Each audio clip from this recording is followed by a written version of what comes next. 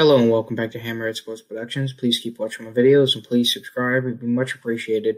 So once again, in recent news, another NFL player has decided to hang him up and retire from the NFL. 10-year or 11-year vet Anthony Castonzo, 32, has retired from the NFL.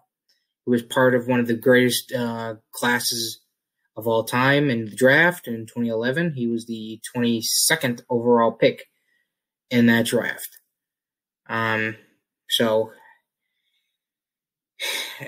kind of weird to think that he's already hung him up, but usually that's how long offensive linemen kind of last. It's only so often that one goes past 10 years. Andrew Whitworth. So he leaves behind having started and played in 144 games. He had originally on March 15th of last year, he had signed a 2-year, $33 million extension. But he had gotten hurt during the 2020 season and spent a majority of the end part of the season on an injured reserve after playing 12 games. Wasn't able to figure out what the injury was. But I don't think it was the injury. I think he just because it is really hard to battle in the trenches. I will say that. You can take my word for it from a former offensive and defensive lineman.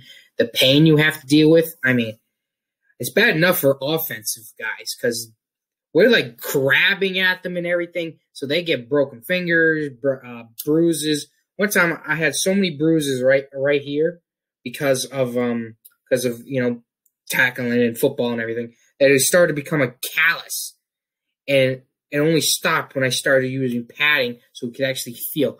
So I think it's just he just didn't want to deal with the pain anymore, and that's how usually some guys hang him up. He also had a career highlight. In 2014, he had his one and only reception for a touchdown. And he did the very, very famous, I think that's how he God, thinking about it makes me laugh. Oh, boy.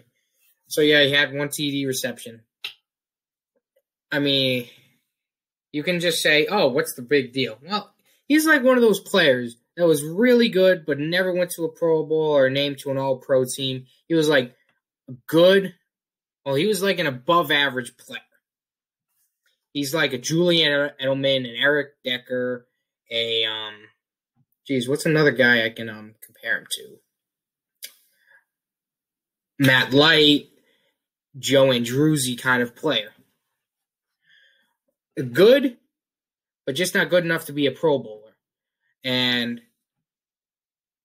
But hey, the guy freaking played in 11 years. You can't take that away, and he played pretty good. He was a dang good lineman.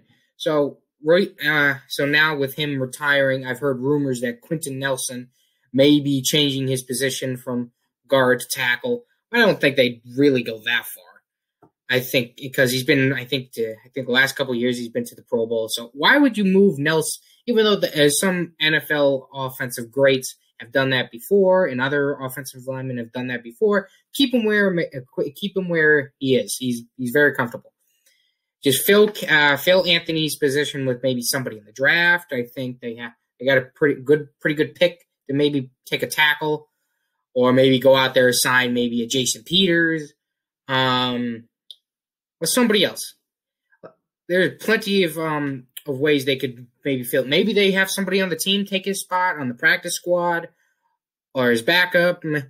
So, lots of ways. But I'd like to say this to Anthony.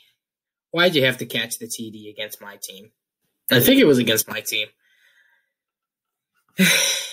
But you will be missed for the kind of comedy this guy brought to the game. So, hope you enjoyed this video. See you next time.